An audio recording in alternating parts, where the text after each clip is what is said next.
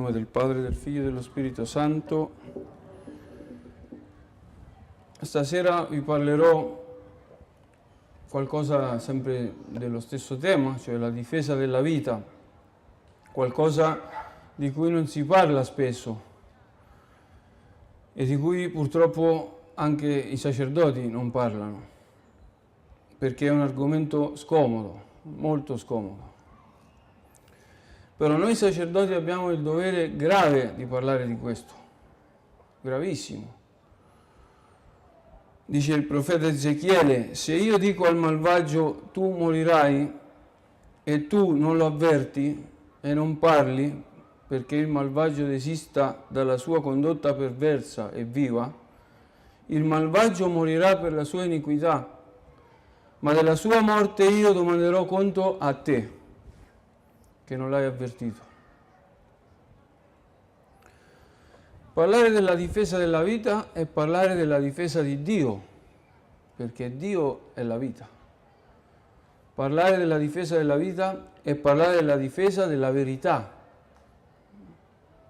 perché Gesù Cristo nostro Signore ha detto: io sono la via, la vita, io sono la via, la verità e la vita. Dio vive sempre, perché Dio è la vita. Dio non ha vita come noi, Dio è la vita. Perciò Lui, quando per la prima volta si rivelò a Mosè nel roveto ardente, disse: io sono colui che sono.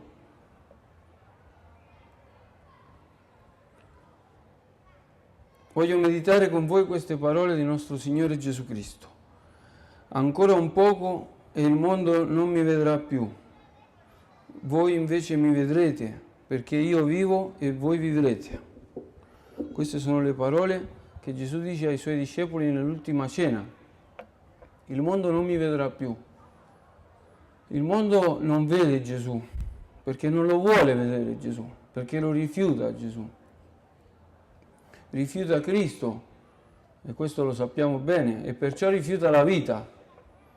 E perciò tutti coloro che approvano, fanno o approvano o votano leggi che favoriscono l'aborto, l'eutanasia, la contraccezione, sono alla fine strumenti del demonio, perché il demonio odia la vita, odia gli uomini, perché odia Dio, e Dio è la vita.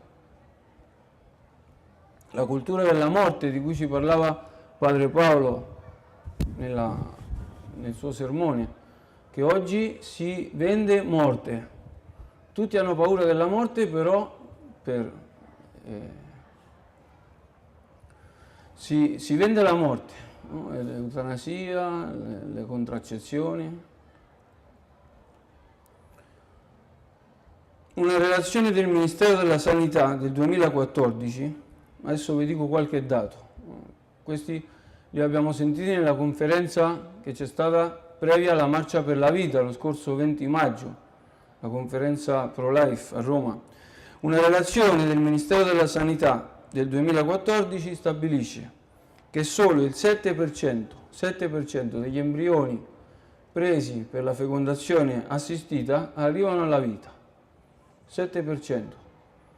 Voi prendereste un aereo sapendo, se vi dicessero che quell'aereo ha 7% di probabilità di arrivare a destinazione? Non credo che salireste su quell'aereo. Però gli embrioni non contano niente, comunque mica si possono difendere gli embrioni. Ma io voglio un figlio e lo voglio a tutti i costi.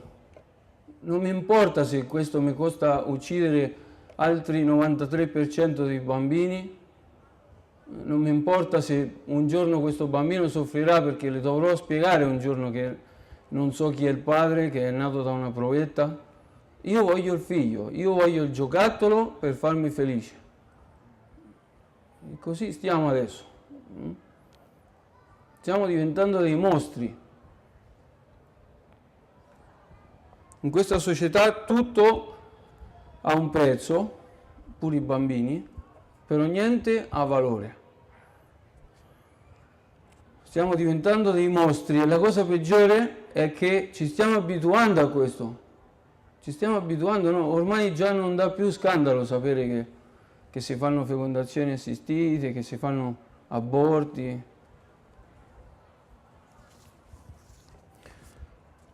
Poi nel mondo ci sono 56 milioni di aborti ogni anno. 56 milioni di aborti. In Italia, grazie alla bella legge 194 che abbiamo votato noi sull'interruzione volontaria della gravidanza, ci sono stati nel 2016 87.639 aborti, cioè 90.000 bambini uccisi dalle loro madri per motivi gravi, dice la legge. Quali sono questi motivi gravi? Stress psicologico, impossibilità di portare avanti l'educazione del figlio, vergogna, motivi gravi. Questa è una cosa diabolica.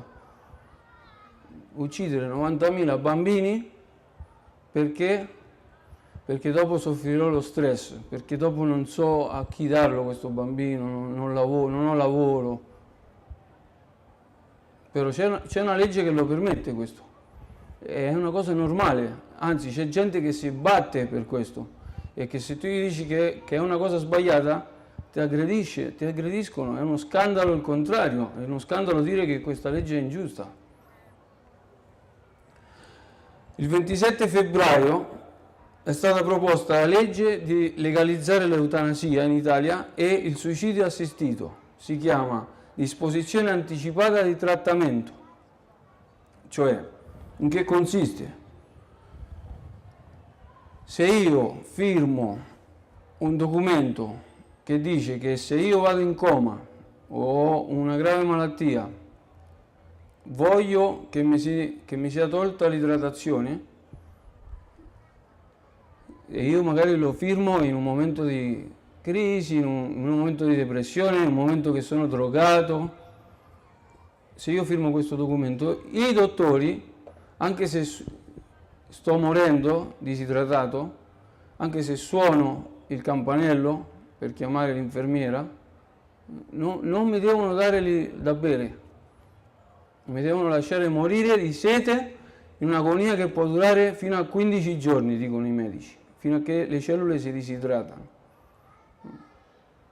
Cioè, io vedo una persona che si sta buttando da un ponte, che faccio? Vado e gli do una spinta, perché lo devo aiutare, sto facendo un atto di carità.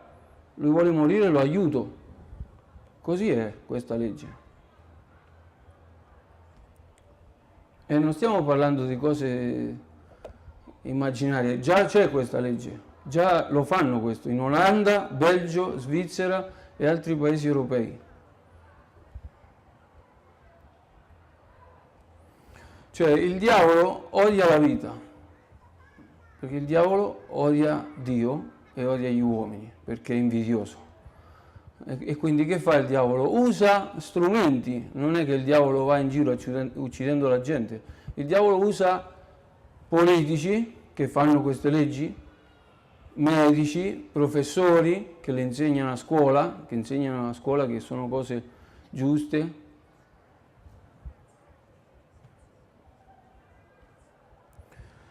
Nostro Signore dice: voi invece mi vedrete, il mondo non mi vedrà più perché il mondo non mi vuole vedere, il mondo mi odia, ma voi mi vedrete perché io vivo e voi vivrete.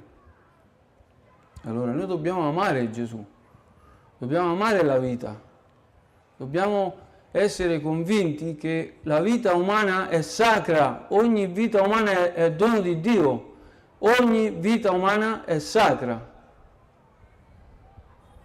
Geremia, capitolo 1. Prima di formarti nel grembo materno ti conoscevo. Prima di formarti nel grembo materno ti conoscevo. Cioè, prima che nasciamo, prima che tutti noi che nascevamo, Dio già ci conosceva e ci amava e perciò ci ha fatti nascere. Prima di formarti nel grembo materno ti conoscevo.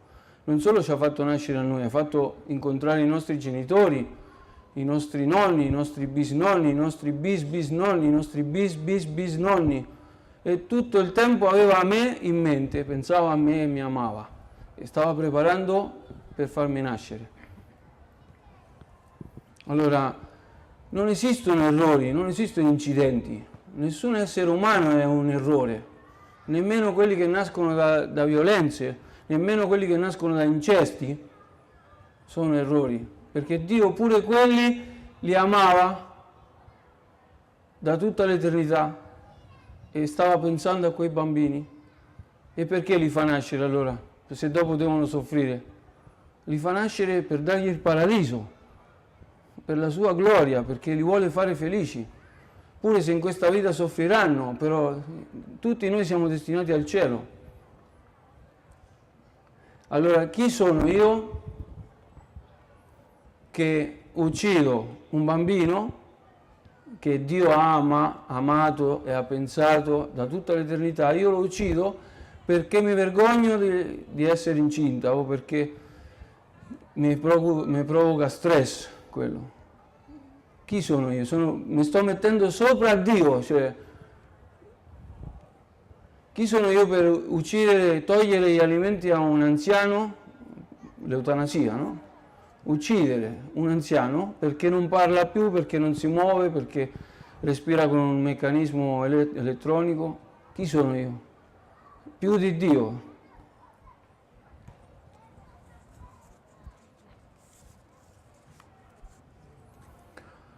Quelli che amano Gesù, quelli vivono e lo vedono Gesù, lo vedono negli esseri umani, perché ogni vita umana è sacra. Allora, chi ama Gesù ama la vita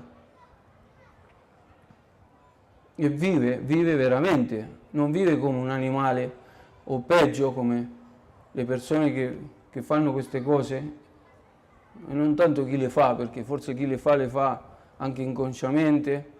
Uno non deve mai giudicare la coscienza, però chi promuove queste leggi, come abbiamo sentito, questi dottori che dicono so che sto uccidendo bambini e lo faccio. Perciò non dobbiamo lasciarci ingannare, perché ci stanno ingannando dagli slogan abortisti, gay, gender. Io decido sulla mia vita, la vita è mia, decido io. La vita non è tua, la vita te l'ha data Dio, che ti sei dato da solo la vita. Sei Dio allora. La donna ha il diritto sul suo corpo. Allora dove sono i diritti dei bambini abortiti?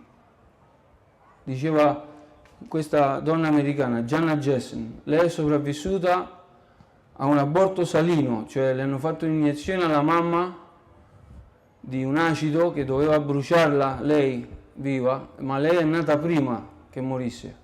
È sopravvissuta, adesso sta bene, cammina con difficoltà.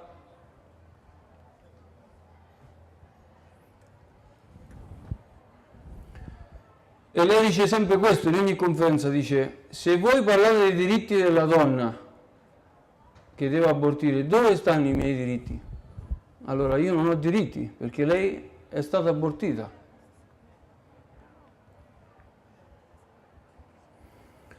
Altro slogan: l'embrione ancora non è un essere umano, perché ancora non ha la ragione, no? Il ragionamento sarebbe questo: gli uomini si differenziano dagli animali perché hanno la ragione, quindi se un embrione ancora non ha la ragione, certo, allora non è un essere umano. Allora che cos'è? Un cane, un embrione, un pezzo di materia morta?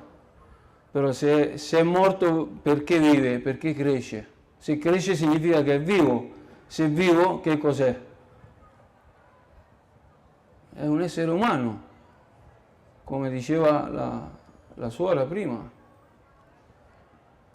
No, però non ha il cervello. Allora, se nasce demente, senza cervello, allora non è un essere umano. Ma la razionalità non sta nello strumento, nell'organo, sta nella natura umana, come il pianista sa suonare il piano pure se non ha il pianoforte. Perciò ogni essere umano è razionale, anche se non ha il cervello.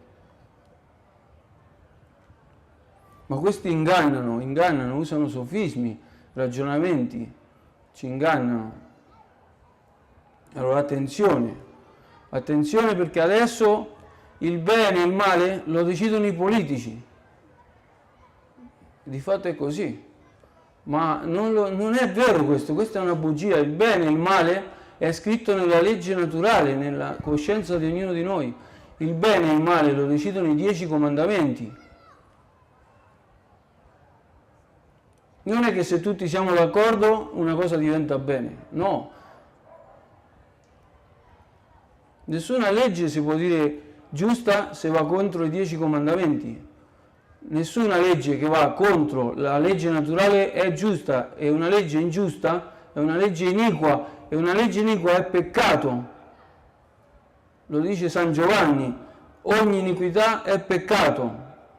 Allora, votare una legge che va contro i 10 comandamenti è peccato mortale. Non interessa se la vota tutto il mondo, io non la voto. La mentalità di oggi si fonda sul principio di autodeterminazione, e le costituzioni pure degli stati. Cioè, io determino qual è la cosa giusta e qual è la cosa sbagliata. Cioè, se io mi sento donna, perché non posso essere donna? Perché non mi devi dare un bambino? Io mi sento donna, voglio fare la donna. Questa è una bugia, questo è falso. Quello che deve reggere le nostre decisioni è il principio della verità oggettiva, il principio di non contraddizione, cioè che il principio che hanno i bambini di 3 anni appena iniziano a ragionare, che una cosa non può essere e non essere allo stesso tempo. Questo ambone non può essere marrone e allo stesso tempo bianco. La verità è una sola. Io sto predicando qua stasera, questa è la verità. Se domani uno viene e dice il padre Lorenzo ieri non ha predicato in Pineta, è una bugia, perché la verità è una, ed è che stasera ho predicato nella Pineta. Come faccio a dire che sono maschio ma mi sento femmina? Eppure oggi queste cose diventano normali, la gente dice sì, è vero. Cioè, non nemmeno più il senso comune abbiamo.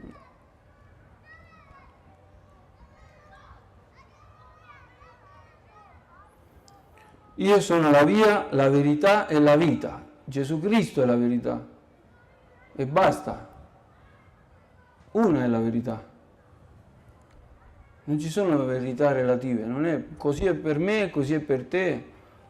Questo è contro la ragione. Pensateci, è una cosa irrazionale. Però ci riempiono di bugie con le false filosofie. La filosofia immanentista inizia con la rivoluzione francese.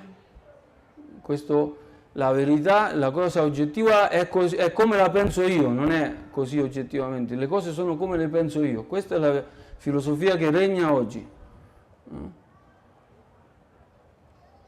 Principi falsi mascherati con piccole verità, bugie. E chi dice queste bugie? Televisione, cinema, internet, scuola.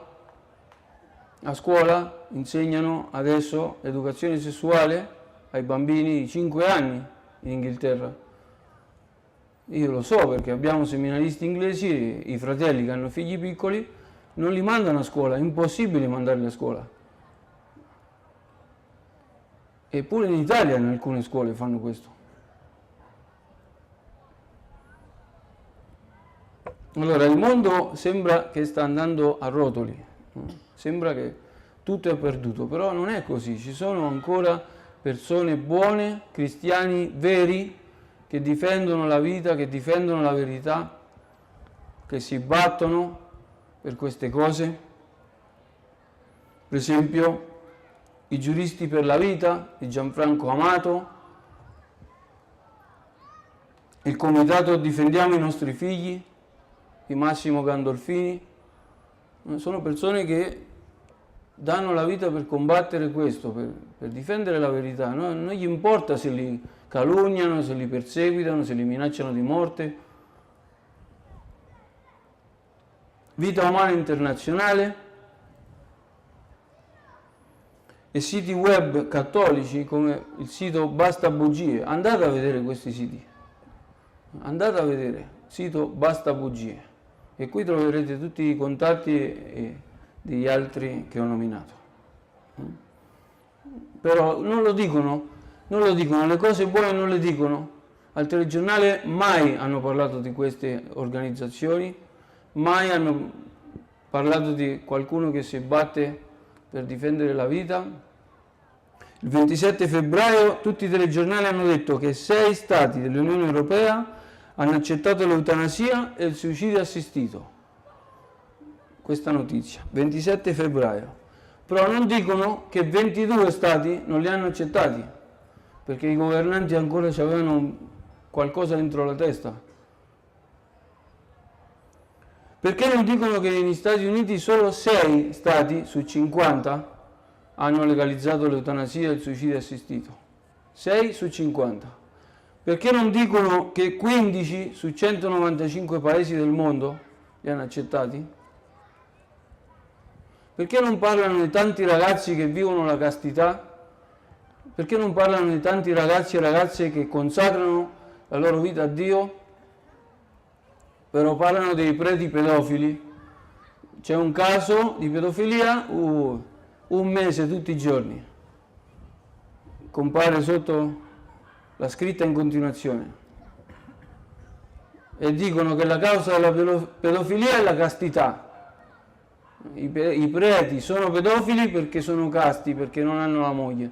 Non dicono che la causa della pedofilia sono le aberrazioni sessuali dei gender, dei omosessuali e di tutte le schifezze che si sentono. Perché quella è come una catena, inizio con una cosa e vado sempre peggio, peggio, peggio. La perversione. Anzi, quelli li difendono. No, la tolleranza, dobbiamo rispettare chi fa una scelta diversa dalla nostra. Cioè si sta pervertendo il giudizio, quello che dicevo l'altra sera, il peccato che non ha perdono né qua né nell'altra vita, dice il nostro Signore Gesù Cristo. Il peccato, la bestemmia contro lo Spirito Santo, cioè voler credere che quello che è bene è male e quello che è cattivo è buono. Qualcosa di buono come avere un crocifisso a scuola, che male fa un crocifisso? È cattivo perché non rispetta la libertà delle altre religioni, quindi togliamo i crocifissi. Uno che dice che compiere azioni omosessuali, atti, stiamo parlando di atti oggettivamente, è sbagliato, è contro natura, è omofobo, allora è cattivo, quella persona è cattivo. Uno che dice che una famiglia normale è fatta da madre, padre, da maschio e femmina, è cattivo, sta giudicando, sta discriminando. E mi è successo a me, a scuola, alle superiori, ho detto quello, scandalo, sono andati gli alunni a lamentarsi al preside, che non avevo il diritto di dire una cosa del genere, che una famiglia deve essere fatta da un maschio e una femmina. Invece quello che è cattivo e perverso ci vogliono far credere che è buono, ci vogliono convincere. Le unioni omosessuali approvate dalla legge Cirinà, unioni civili, perché male c'è? Che stanno insieme, certo, hanno scelto quello, diamogli tutti i diritti che vogliono, aiutiamoli, diamogli la casa, diamogli pure i figli. Adesso c'è lo stepchild adoption, vogliono dargli in adozione i bambini. Gli scandali che si fanno nelle scuole, le letture che leggono, controllate i libri che leggono i vostri figli. Spero di no, però.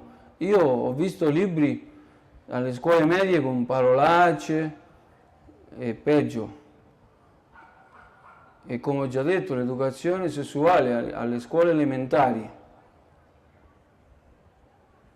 gender, anticoncezionali raccomandati a scuola. Io ho sentito genitori che mi hanno detto a scuola, mia figlia mi ha detto che la maestra gli ha detto: quando andate in vacanza quest'estate siate furbe, portatevi i preservativi. Prima media.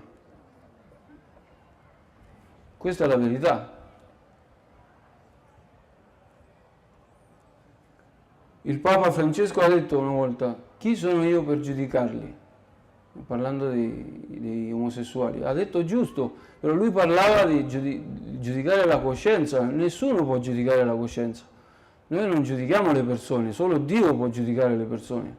Io non sto dicendo che l'omosessuale è condannato, no, non sono nessuno io per giudicare.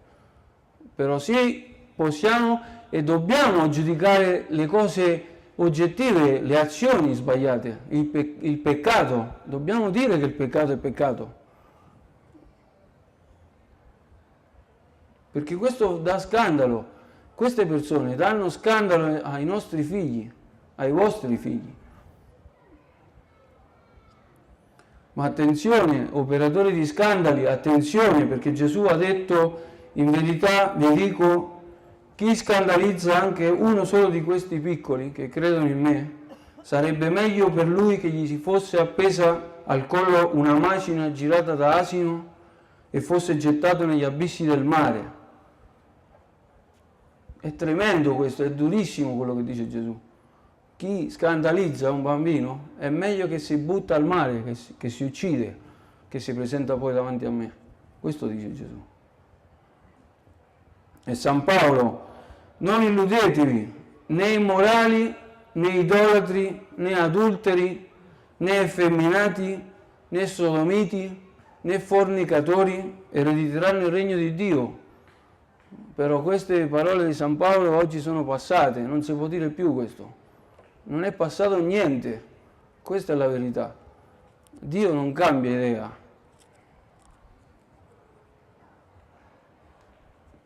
Chi dice no alla vita, dice no a Dio. Chi combatte la vita, combatte Dio, e vi assicuro che non è una cosa bella combattere contro Dio. Perciò vi propongo 4 cose concrete per difendere la vita e combattere l'aborto, la contraccezione, l'eutanasia. 4 cose: castità, carità, coraggio e costanza. Prima cosa, castità. Le statistiche dicono che l'85% degli aborti sono fatti da donne non sposate, quindi conviventi o single. Questo significa che la maggior parte degli aborti, 85% degli aborti, sono fatti da uomini e donne che non hanno vissuto la castità. La castità ci comanda, essere casti significa non avere relazioni sessuali fino al matrimonio, e non ci sono eccezioni in questo. Allora, quello che ognuno di noi può fare per combattere l'aborto e l'eutanasia e la contraccezione è iniziare a vivere castamente, essere casti. Perché la maggior parte delle persone, l'85% delle persone che fanno aborti non sono casti. Allora dobbiamo iniziare a vivere la castità senza paura, perché la castità è bella, la purezza è bellissima, è la virtù più bella.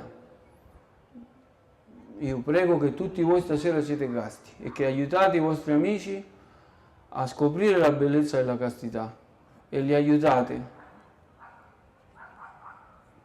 Questo significa vestirsi modestamente, agire modestamente, evitare le occasioni di peccato, Allora dobbiamo aiutare gli altri ad essere casti anche. Non importa se mi diranno che sono un prete, che sono una suora, che sono antico, non importa.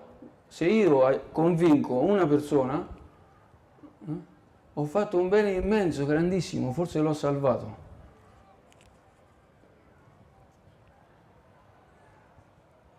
Perché solo così saremo felici. Se viviamo la castità siamo felici, se no viviamo nel peccato, e chi vive nel peccato mai è felice. Seconda cosa, carità. Un'altra statistica dice che il 42% degli aborti è fatto da donne povere, senza risorse, senza marito, con famiglie in crisi, cioè donne che, poverine, non hanno altre prospettive, che pensano che non hanno opzioni. Allora, ma ci sono opzioni, perché la Chiesa è l'unica istituzione che aiuta queste donne, la Chiesa cattolica. Ci sono tante organizzazioni. Allora, dobbiamo aiutare queste donne, dobbiamo collaborare con queste organizzazioni, collaborare con le organizzazioni che aiutano le ragazze madri, che aiutano le adozioni. Dobbiamo far sentire a queste donne che non sono sole, che siamo vicino noi. Carità. Terzo, coraggio.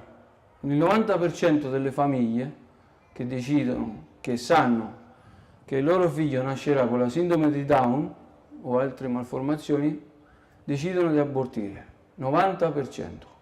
Allora bisogna avere il coraggio di accettare un bambino disabile, di amarlo, perché come ho detto prima, ogni vita umana è sacra a Dio, anche se è malato, anche se è Down, anche se è malformato, tutto quello che volete. Perché abbiamo tanto da imparare dai disabili, tantissimo, e chi ha avuto esperienza, chi lavora con i disabili, e se siete mai andati in un ospedale a fare compagnia a un disabile, a un autistico, a un Down, vi rendete conto del bene che vi fanno, che loro fanno del bene a noi, non noi a loro. Allora, coraggio di accettare un figlio malato, il coraggio di dire no al compromesso con il peccato, il coraggio di dire no alla contraccezione. No, io questo non lo faccio perché io sono un figlio di Dio, non servirò il diavolo. Il coraggio di non dire no a una legge ingiusta, questa legge non la voto e farò del tutto perché nessuno la voti, perché è peccato. Il coraggio di chiamare le cose con il proprio nome. Dobbiamo dire le cose come stanno. La pornografia è peccato mortale. Gli atti, la pratica omosessuale è peccato mortale. Non sto giudicando nessuno, sto dicendo che un atto contro natura è contro l'uomo, è contro Dio. E questo lo dovete dire ai vostri figli, lo dovete dire ai vostri nipoti, senza vergogna. Se un vostro figlio, un vostro nipote vi dice mi sono fidanzato, sto uscendo con questa ragazza, bene, attenzione, non fare peccati. Questo è peccato, attento, non essere stupido.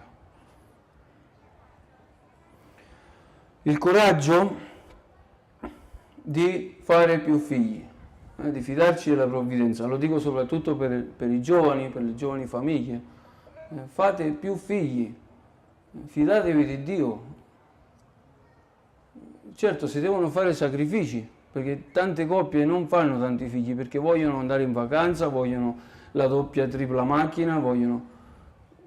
Bene, fate più sacrifici, però fate più figli, perché non c'è macchina, vacanza, computer, villa al mare che ti dà la gioia che ti danno 6, 5, 6 figli dentro casa. Non esiste una gioia così.